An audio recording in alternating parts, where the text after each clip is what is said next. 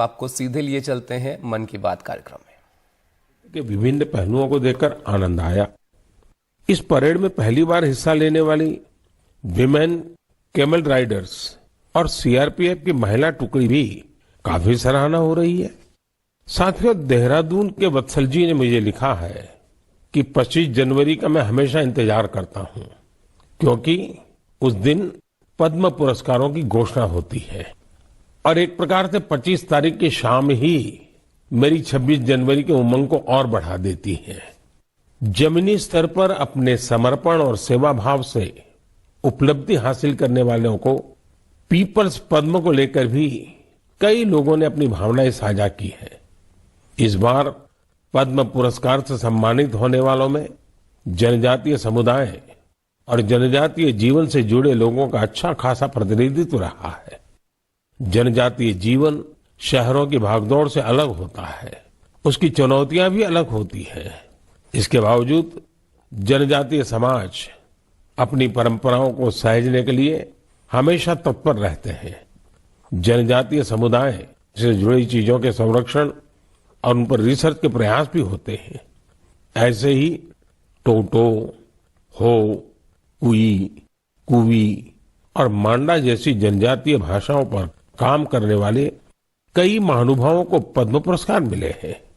यह हम सभी के लिए गर्व की बात है। धानीराम टोटो, जानूम सी सॉय और बी रामकृष्ण रेड्डी जी के नाम अब तो पूरा देश उनसे परिचित हो गया है। सिद्दी, जारवा और ओंगे जैसे आदि जनजाति के साथ काम करने वाले लोगों को भी इस बार सम्मानित किया गया है। जैसे हीराबाई लोबी, रतन चंद्र कार और ईश्वर चंद्र वर्मा जी। जनजातीय समुदाय हमारी धरती, हमारी विरासत का अभिन्न हिस्सा रहे हैं। देश और समाज के विकास में उनका योगदान बहुत महत्वपूर्ण है। उनके लिए काम करने वाले व्यक्तित्वों का सम्मान नई पीढ़ी को भी प्रेरित करेगा। इस वर्ष पद्म पुरस्कारों की गूंज उन इलाकों में भी सुनाई दे रही है जो नक्सल प्रभावित हुआ करते थे।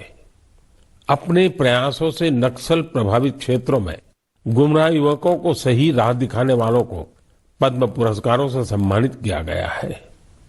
इसके लिए कांकेर में लकड़ी पर नक्काशी करने वाले अजय कुमार मंडावी और गढ़चिरौली के प्रसिद्ध झाड़ीपट्टी रंगभूमि से जुड़े परशुराम कोमाजी खुणे को भी ये सम्मान मिला है।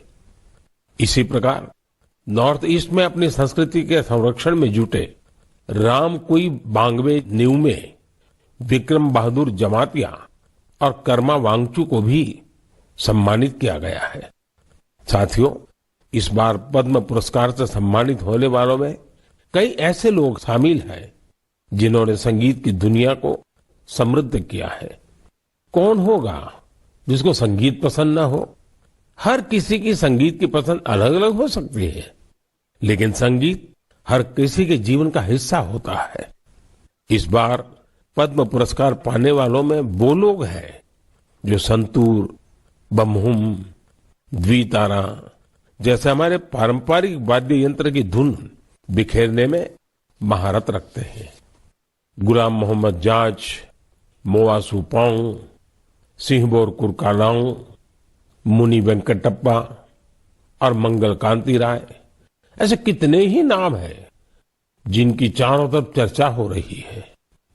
साथियों, पद्म पुरस्कार पाने वाले अनेक लोग हमारे बीच के वो साथी हैं जिन्होंने हमेशा देश को सर्वोपरि रखा, राष्ट्र प्रथम के सिद्धांत के लिए अपना जीवन समर्पित कर दिया। वो सेवा भाव से अपने काम में लगे रहे और इसके लिए उन्हें कभी किसी पुरस्कार की आशा नहीं की।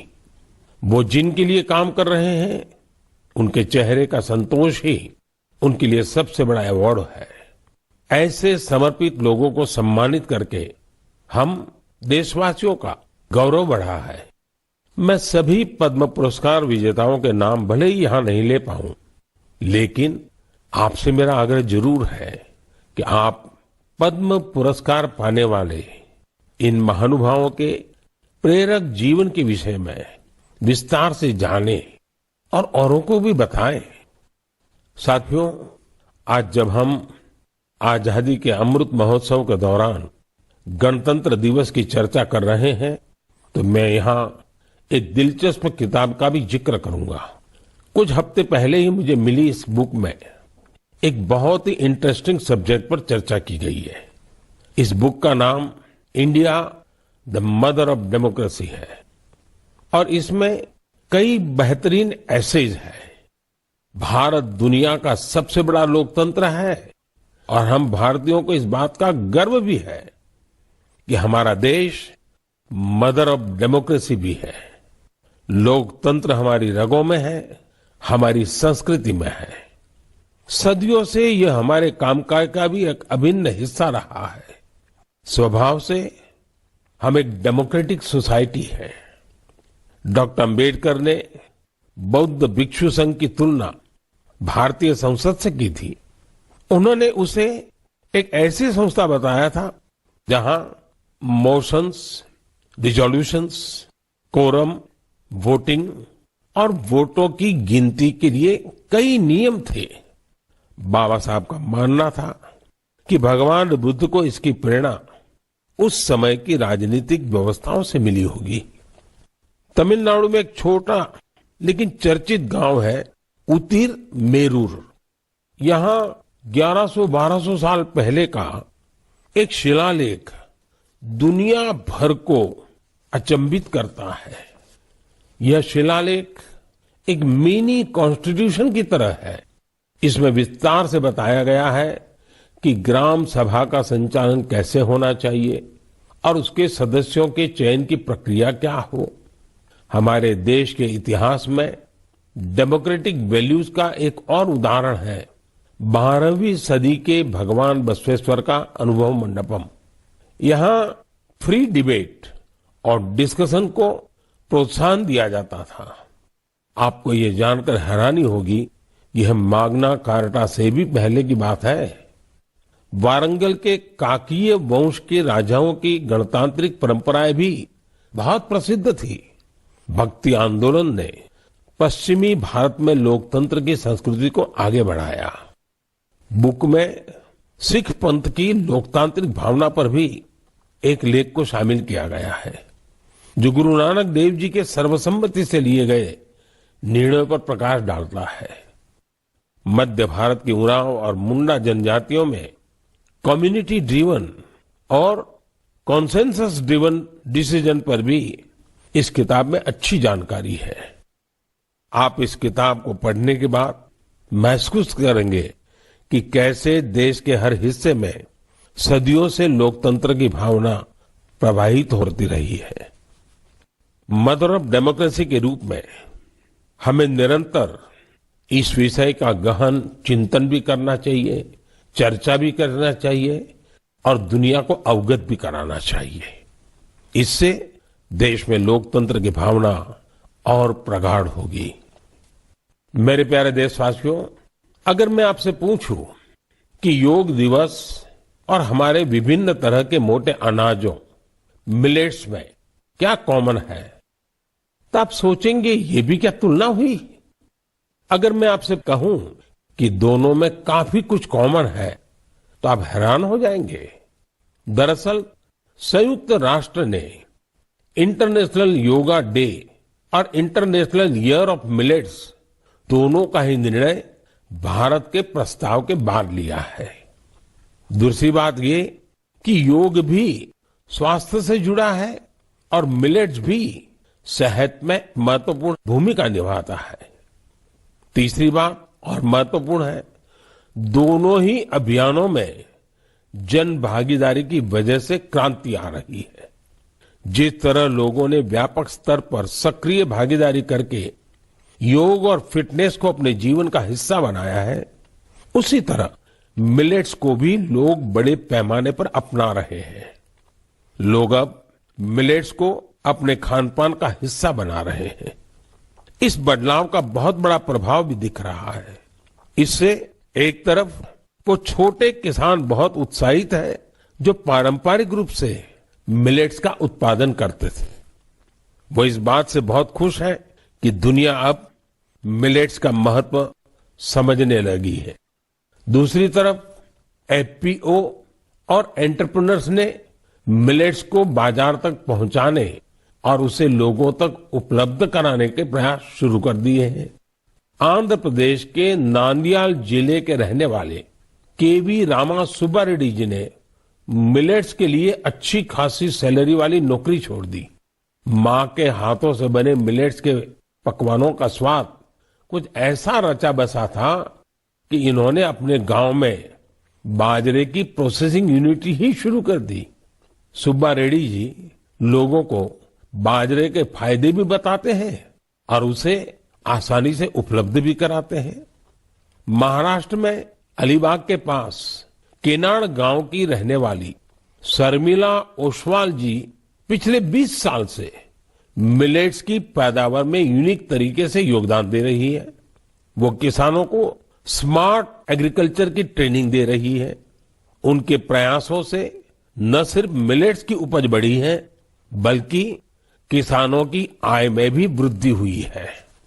अगर आपको छत्तीसगढ़ के रायगढ़ जाने का मौका मिले तो यहाँ के मिलेट्स कैफे जरूर जाइएगा। कुछ ही महीने पहले शुरू हुए इस मिलेट्स कैफे में चीला, डोसा, मोमोज, पिज्जा और मंचूरियन जैसे आइटम खूब पॉपुलर हो रहे हैं। मैं आपसे एक और बात पूछूं? आपने एंटरप्रेन्योर शब्द सुना होगा, लेकिन क्या आपने मिलेटप्रेन्योर सुना है क्या? ओडिशा की मिलेटप्रेन्योर्स आजकल खूब सुर्खियों में है। आदिवासी जिले सुंदरगढ़ की करीब 1,500 महिलाओं का self help group Odisha millets mission से जुड़ा हुआ है। यहाँ महिलाएं मिलेट से कुकीज, रसगुल्ला, गुलाब जामुन और केक तक बना रही है। बाजार में इनकी खूब डिमांड होने से महिलाओं की आमदनी भी बढ़ रही है।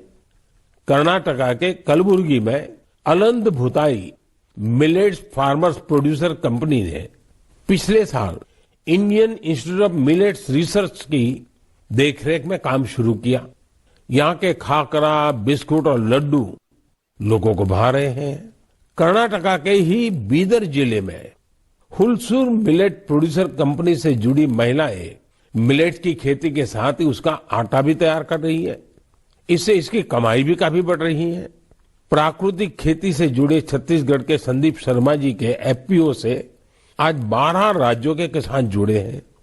बिलासपुर का यह एफपीओ 8 प्रकार के मिलेट्स का आटा और उसके व्यंजन बना रहा है। साथियों, आज हिंदुस्तान के कोने कोने में G20 की समिट्स लगातार चल रही है और मुझे खुशी है कि देश के हर कोने में जहां भी G20 की समिट हो रही है, मिलेट से बने पौष्टिक और स्वादिष्ट व्यंजन उसमें शामिल होते हैं। यहाँ बाजार से बनी खिचड़ी, पोहा, खीर और रोटी के साथ ही रागी से बने पायसम, पूड़ी और डोसा जैसे व्यंजन भी परोसे जाते हैं। G20 के सभी वेन्यूज पर मिलेट एग्जीबिशन में मिलेट से बनी हेल्थ ड्रिंक, सीरियल्स और नूडल्स को शोकेस किया गया। दुनिया भर में इंडियन मिशंस भी इनकी लोकप्रियता बढ़ाने के लिए भरपूर प्रयास कर रहे हैं। आप कल्पना कर सकते हैं कि देश का ये प्रयास और दुनिया में बढ़ने वाली मिलेट्स की डिमांड हमारे छोटे किसानों को कितनी ताकत देने वाली है। मुझे देखकर भी अच्छा लगता है कि आज जितने तरह की नई नई चीजें मिलेट से बनने लगी हैं, वो युवा पीढ़ी को भी उतनी ही पसंद आ रही है। इंटरनेशनल ईयर ऑफ मिलेट्स की ऐसी शानदार शुरुआत के लिए और उसको लगातार आगे बढ़ाने के लिए मैं मन की बात के श्रोताओं को भी बधाई देता हूं। मेरे प्यारे देशवासियों, जब आपसे कोई टूरिस्ट हब गोवा की बात करता है तो आपके मन में क्या ख्याल आता है? स्वाभाविक है, गोवा का नाम आते ही सबसे पहले यहाँ की खूबसूरत कोस्टलाइन, बीचेज और पसंदीदा खान पान की बातें ध्यान में आने लगती हैं। लेकिन गोवा में इस महीने कुछ ऐसा हुआ जो बहुत सुर्खियों में है। आज मन की बात में मैं इसे आप सबके साथ साझा करना चाहता हूं। गोवा में हुआ ये इवेंट है पर्पल फेस्ट। इस फेस्ट को 6 से 8 जनवरी तक पणजी में आयोजित किया गया। दिव्यांग जनों के कल्याण को लेकर यह अपने आप में एक अनूठा प्रयास था। पर्पल फेस्ट कितना बड़ा मौका था, इसका अंदाजा आप सभी इस बात से लगा सकते हैं कि 50,000 से भी ज्यादा हमारे भाई बहन इसमें शामिल हुए। यहां आए लोग इस बात को लेकर रोमांचित थे कि वो अब मिरामार बीच घूमने का भरपूर आनंद उठा सकते हैं। दरअसल मिरामार बीच हमारे दिव्यांग भाई बहनों के लिए गोवा के एक्सेसिबल बीचेज में से एक बन गया है। यहां पर cricket tournament, table tennis tournament, marathon competition के साथ ही एक डीप ब्लाइंड कन्वेंशन भी आयोजित किया गया। यहां यूनिक बर्ड वॉचिंग प्रोग्राम के अलावा एक फिल्म भी दिखाई गई। इसके लिए विशेष इंतजाम किए गए थे ताकि हमारे सभी दिव्यांग भाई बहन और बच्चे इसका पूरा आनंद ले सके। पर्पल फेस्ट की एक खास बात इसमें देश के प्राइवेट सेक्टर की भागीदारी भी रही। उनकी ओर से ऐसे प्रोडक्ट्स को शोकेस किया गया जो दिव्यांग फ्रेंडली है। इस फेस्ट में दिव्यांग कल्याण के प्रति जागरूकता बढ़ाने के अनेक प्रयास देखे गए। पर्पल फेस्ट को सफल बनाने के लिए मैं इसमें हिस्सा लेने वाले सभी लोगों को बधाई देता हूं। इसके साथ ही उन वॉलंटियर्स का भी अभिनंदन करता हूं जिन्होंने इसे ऑर्गेनाइज करने के लिए रात दिन एक कर दिए। मुझे पूरा विश्वास है कि एक्सेसिबल इंडिया के हमारे विजन को साकार करने में इस प्रकार के अभियान बहुत ही कारगर साबित होंगे। मेरे प्यारे देशवासियों, अब मन की बात में मैं एक ऐसे विषय पर बात करूंगा जिसमें आपको आनंद भी आएगा, गर्व भी होगा और मन कह उठेगा, वाह भाई वाह, दिल खुश हो गया। देश के सबसे पुराने साइंस इंस्टीट्यूशंस में से एक बेंगलुरु का इंडियन इंस्टीट्यूट ऑफ साइंस यानी IISc एक शानदार मिसाल पेश कर रहा है। मन की बात में मैं पहले इसकी चर्चा कर चुका हूं कि कैसे इस संस्थान की स्थापना के पीछे भारत की दो महान विभूतियां जमशेदजी टाटा और स्वामी विवेकानंद की प्रेरणा रही है। तो आपको और मुझे आनंद और गर्व दिलाने वाली बात यह है कि साल 2022 में इस संस्थान के नाम कुल 145 पेटेंट्स रहे हैं। इसका मतलब है हर 5 दिन में 2 पेटेंट्स। ये रिकॉर्ड अपने आप में अद्भुत है। इस सफलता के लिए मैं IISc की टीम को भी बधाई देना चाहता हूं। साथियों, आज पेटेंट फाइलिंग में भारत की रैंकिंग 7वीं और ट्रेडमार्क्स में 5वीं है। सिर्फ पेटेंट्स की बात करें तो पिछले 5 वर्षों में इसमें करीब 50% की वृद्धि हुई है। ग्लोबल इनोवेशन इंडेक्स में भी भारत की रैंकिंग में जबरदस्त सुधार हुआ है और अब वो 40वें पर आ पहुंची है, जबकि 2015 में भारत ग्लोबल इनोवेशन इंडेक्स में 80 नंबर के भी पीछे था। एक और दिलचस्प बात मैं आपको बताना चाहता हूं। भारत में पिछले 11 वर्षों में पहली बार डोमेस्टिक पेटेंट फाइलिंग की संख्या फॉरेन फाइलिंग से अधिक देखी गई है। ये भारत के बढ़ते हुए वैज्ञानिक सामर्थ्य को भी दिखाता है। साथियों, हम सभी जानते हैं कि 21वीं सदी की ग्लोबल इकोनॉमी में नॉलेज ही सर्वोपरि है। मुझे विश्वास है कि भारत के टेकेड का सपना हमारे इनोवेटर्स और उनके पेटेंट्स के दम पर जरूर पूरा होगा।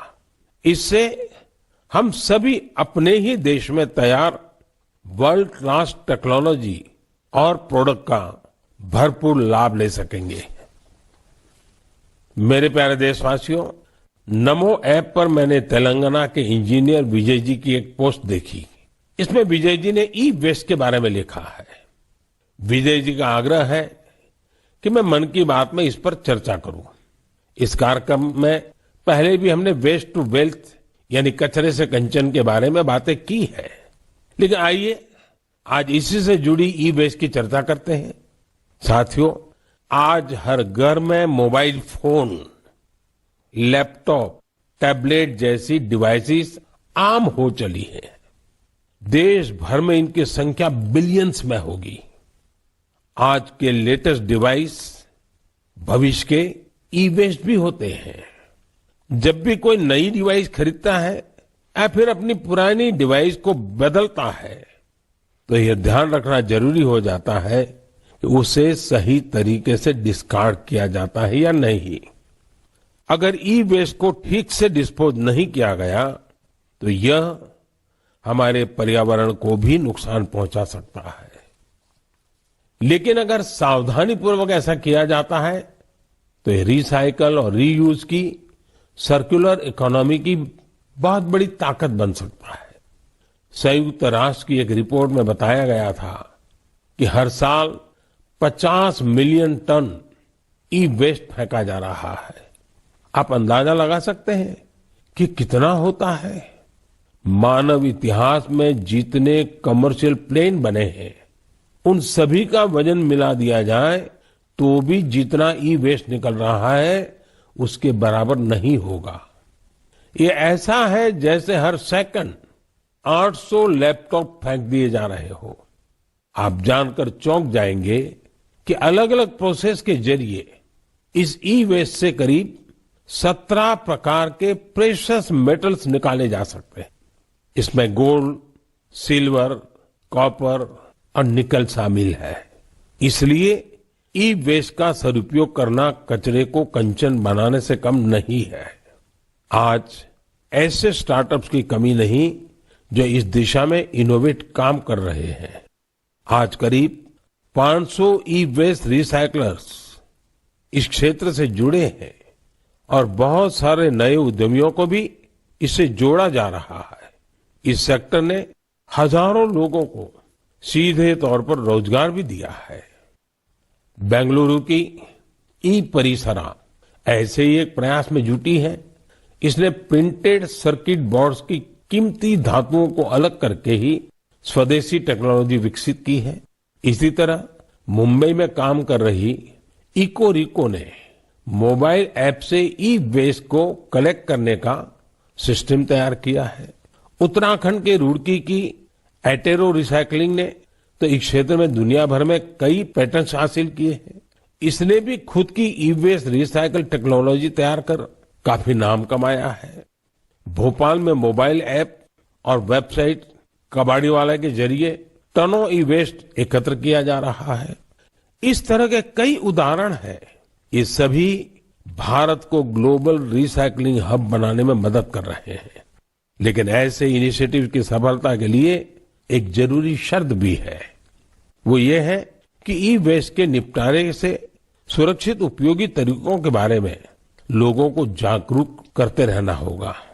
ई वेस्ट के क्षेत्र में काम करने वाले बताते हैं कि अभी हर साल सिर्फ 15-17% ई वेस्ट को ही रिसाइकल किया जा रहा है। मेरे प्यारे देशवासियों, आज पूरी दुनिया में क्लाइमेट चेंज और बायोडायवर्सिटी के संरक्षण की बहुत चर्चा होती है। इस दिशा में भारत के ठोस प्रयासों के बारे में हम लगातार बात करते रहे हैं। भारत ने अपने वेटलैंड्स के लिए जो काम किया है वो जानकर आपको भी बहुत अच्छा लगेगा। कुछ श्रोता सोच रहे होंगे कि वेटलैंड्स क्या होता है। वेटलैंड साइट्स यानी वो स्थान जहां दलदली मिट्टी जैसी जमीन पर साल भर पानी जमा रहता है। कुछ दिन बाद 2 फरवरी को ही वर्ल्ड वेटलैंड्स डे है। हमारी धरती के अस्तित्व के लिए वेटलैंड्स बहुत जरूरी है क्योंकि इन पर कई सारे पक्षी, जीव, जंतु निर्भर करते हैं। ये बायोडायवर्सिटी को समृद्ध करने के साथ फ्लड कंट्रोल और ग्राउंड वाटर रिचार्ज को भी सुनिश्चित करते हैं। आप में से बहुत लोग जानते होंगे रामसर साइट्स ऐसे वेटलैंड्स होते हैं जो इंटरनेशनल इंपॉर्टेंस के हैं। वेटलैंड्स भले ही किसी देश में हो लेकिन उन्हें अनेक मापदंडों को पूरा करना होता है, तब जाकर उन्हें रामसर साइट्स घोषित किया जाता है। रामसर साइट्स में 20,000 या उससे अधिक वाटर बर्ड्स होने चाहिए। स्थानीय मछली की प्रजातियों का बड़ी संख्या में होना जरूरी है। आजादी के 75 साल पर अमृत महोत्सव के दौरान रामसर साइट से जुड़ी एक अच्छी जानकारी भी मैं आपके साथ शेयर करना चाहता हूं। हमारे देश में अब रामसर साइट्स की कुल संख्या 75 हो गई है, जबकि 2014 के पहले देश में सिर्फ 26 रामसर साइट्स थी। इसके लिए स्थानीय समुदाय बधाई के पात्र हैं, जिन्होंने इस बायोडायवर्सिटी को संजो कर रखा है। यह प्रकृति के साथ सद्भाव पूर्वक रहने की हमारी सदियों पुरानी संस्कृति और परंपरा का भी सम्मान है। भारत के ये वेटलैंड्स हमारी प्राकृतिक सामर्थ्य का भी उदाहरण है। ओडिशा की चिल्का झील को 40 से अधिक वाटर बर्ड स्पीशीज को आश्रय देने के लिए जाना जाता है। कैबुल लमजाम लोकटाक को स्वैम्प डियर का एकमात्र नेचुरल हैबिटेट माना जाता है। तमिलनाडु के वेर्थांगल को 2022 में रामसर साइट घोषित किया गया। यहाँ की बर्ड पॉपुलेशन को संरक्षित करने का पूरा श्रेय आसपास के किसानों को जाता है। कश्मीर में पंजाथ नाग समुदाय एनुअल फ्रूट ब्लॉसम फेस्टिवल के दौरान एक दिन को विशेष तौर पर गांव के झरने की साफ सफाई में लगाता है। वर्ल्ड्स रामसर साइट में अधिकतर यूनिक कल्चरल हेरिटेज भी है। मणिपुर का लोकटाक और पवित्र झील रेणुका से वहां की संस्कृतियों का गहरा जुड़ाव रहा है। इसी प्रकार संभार का नाता मां दुर्गा के अवतार शाकंभरी देवी से भी है। भारत में वेटलैंड्स का ये विस्तार उन लोगों की वजह से संभव हो पा रहा है जो रामसर साइट्स के आसपास रहते हैं। मैं ऐसे सभी लोगों की बहुत सराहना करता हूं। मन की बात के श्रोताओं की तरफ से उन्हें शुभकामनाएं देता हूं। मेरे प्यारे देशवासियों, इस बार हमारे देश में, खासकर उत्तर भारत में खूब कड़ाके की सर्दी पड़ी। इस सर्दी में लोगों ने पहाड़ों पर बर्फबारी का मजा भी खूब लिया। जम्मू कश्मीर से कुछ ऐसी तस्वीरें आई जिन्होंने पूरे देश का मन मोह लिया। सोशल मीडिया पर तो पूरी दुनिया के लोग इन तस्वीरों को पसंद कर रहे हैं। बर्फबारी की वजह से हमारी कश्मीर घाटी हर साल की तरह इस बार भी बहुत खूबसूरत हो गई है। बनिहाल से बड़गाम जाने वाली ट्रेन की वीडियो को भी लोग खासकर पसंद कर रहे हैं। खूबसूरत बर्फबारी, चारों ओर सफेद चादर सी बर्फ। लोग कह रहे हैं कि ये दृश्य परिलोक की कथाओं सा लग रहा है। कई लोग कह रहे हैं कि ये किसी विदेश की नहीं बल्कि अपने ही देश में कश्मीर की तस्वीरें हैं। एक सोशल मीडिया यूजर ने लिखा है कि स्वर्ग इससे ज्यादा खूबसूरत और क्या होगा। ये बात बिल्कुल सही है, तभी तो कश्मीर को धरती का स्वर्ग कहा जाता है। आप भी इन तस्वीरों को देखकर कश्मीर के शहर जाने का जरूर सोच रहे होंगे। मैं चाहूंगा आप खुद भी जाइए और अपने साथियों को भी ले जाइए। कश्मीर में बर्फ से ढके पहाड़, प्राकृतिक सौंदर्य के साथ साथ और भी बहुत कुछ देखने जानने के लिए है। जैसे कि कश्मीर के सैयदाबाद में विंटर गेम्स आयोजित किए गए। इन गेम की थीम थी स्नो क्रिकेट। आप सोच रहे होंगे कि स्नो क्रिकेट तो ज्यादा ही रोमांचक खेल होगा। आप बिल्कुल सही सोच रहे हैं। कश्मीरी युवा बर्फ के बीच क्रिकेट को और भी अद्भुत बना देते हैं। इसके जरिए कश्मीर में ऐसे युवा खिलाड़ियों की तलाश भी होती है जो आगे चलकर टीम इंडिया के तौर पर खेलेंगे। ये भी एक तरह से खेलो इंडिया मूवमेंट का ही विस्तार है। कश्मीर में युवाओं में खेलों को लेकर बहुत उत्साह बढ़ रहा है। आने वाले समय में इनमें से कई युवा देश के लिए मेडल जीतेंगे, तिरंगा लहराएंगे। मेरा आपको सुझाव होगा कि अगली बार जब आप कश्मीर की यात्रा प्लान करें तो इन तरह के आयोजनों को देखने के लिए भी समय निकालें। ये अनुभव आपकी यात्रा को और भी यादगार बना देंगे। मेरे प्यारे देशवासियों, गणतंत्र को मजबूत करने के हमारे प्रयास निरंतर चलते रहने चाहिए। गणतंत्र मजबूत होता है जनभागीदारी से, सबका प्रयास से, देश के प्रति अपने अपने कर्तव्यों को निभाने से। और मुझे संतोष है कि हमारा मन की बात ऐसे कर्तव्यनिष्ठ सेनानियों की बुलंद आवाज है। अगली बार फिर से मुलाकात होगी ऐसे कर्तव्यनिष्ठ लोगों की दिलचस्प और प्रेरक गाथाओं के साथ। बहुत बहुत धन्यवाद।